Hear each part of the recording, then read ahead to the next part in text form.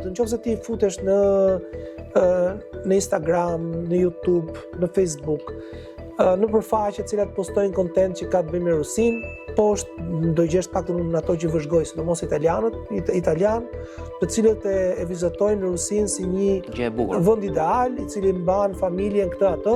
Është vendi që ka një nga natalitetet më të ulta, akoma dhe më të ulta se në Evropë.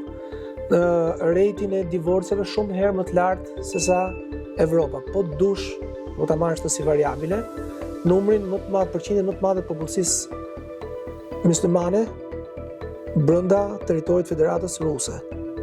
Sot, sepse Rusia është një vend hiper heterogjen, shumë heterogjen. Dhe nëse ti shpjegon dikujt i cili ta shet Rusinë si ide e munguar e versionit të një Evrope konservatore, utopike, etj. Atëherë kur merr vesh ose kur bie në kontakt me realitetin, atëherë teorikisht duhet të zgënjesh.